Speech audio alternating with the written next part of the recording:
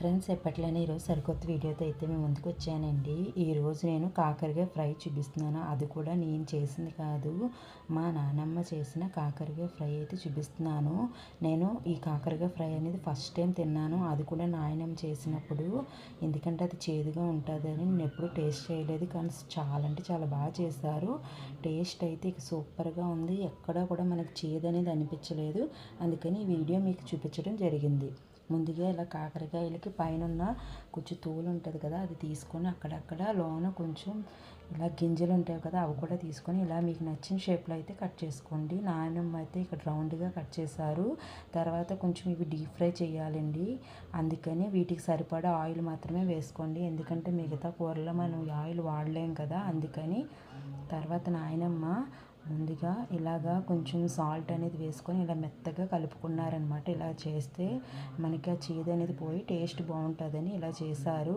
First అయితే మీరు ఇలాగా కొంచెం ఉప్పు వేసుకొని బాగా కలుపుకున్నాక ఇప్పుడు ఇలా ఆయిల్లో అయితే వేయించుకోండి ఫ్రెండ్స్. ఇలాగ ఈ కలర్ వచ్చే వరకు వేయించుకోండి. తర్వాత ఇదే ఆయిల్లో మనము కొంచెం పోపు దినుసులు వేసుకొని కరివేపాకు, పసుపు వేసుకోవాలి. ఇలాగ చిన్న చిన్న ముక్కలుగా కట్ చేసుకున్న ఆనియన్స్, పచ్చిమిర్చి కూడా వేసుకొని చక్కగా బాగా బ్రౌన్ కలర్ వచ్చే వరకు వేయించుకోవాలి. ఇందులో ఒక 4-5 వెల్లుల్లిపాయలు కూడా దంచి వేసుకోవాలి. మనకి ఆనియన్స్ అయితే బాగా వేగాలండి. తర్వాత ఇందులో నాయనమ్మ కొంచెం సాంబార్ కారం, ఇంకొకటి కూరలో వేసుకున్న కారం అయితే వేశారు. ఫ్రెండ్స్, మీ దగ్గర సాంబార్ కారం లేకపోయినట్లయితే మామూలు కూరల్లో వేసుకున్న కారమైనా వేసుకోండి. కానీ ఇలా ఒకసారి ట్రై చేయండి, నిజంగా తినలేని వాళ్ళు కూడా తింటారు, అంత బాగుంది. టేస్ట్ అయితే సూపర్గా ఉంది, మనకి ఎక్కడా కూడా చేదైతే అనిపించలేదండి. ఇక్కడ సాంబార్ కారం వేశారు, కొంచెం మామూలు కారం అనేది వేసి చక్కగా ఇలా బాగా వేయించుకున్నారు. చూసారు కదా, ఈ కలర్ వరకు మనకి ఉండాలన్నమాట. తర్వాత ఇందులో మనము ముందుగా వేయించి పెట్టుకున్న కాకరకాయ ముక్కలు కూడా వేసుకొని చక్కగా ఒకసారి బాగా కలిసేటట్టు కలుపుకోవాలి. ఇందులో ఉప్పు అనేది వేయలేదండి, ఎందుకంటే మనం స్టార్టింగ్లో కాకరకాయలు ఉప్పు వేసుకొని కలుపుకున్నాం కదా, అందుకని మీరు సరిపోకపోతే కొంచెం చూసి వేసుకోండి. తర్వాత మనకి కొంచెం టేస్ట్ బాగుండడం కోసం ఇక్కడ బెల్లం అయితే వేశారండి దంచి. మీకు బెల్లం ఇష్టం లేకపోతే అలానే తినండి, లేకపోతే కొంచెం బెల్లం వేసుకొని తినండి.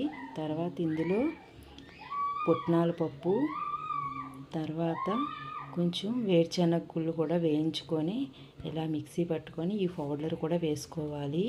ఫస్ట్ వేసింది సరిపోలేదని ఇంకోసారి అయితే కొంచెం వేసుకున్నారండి.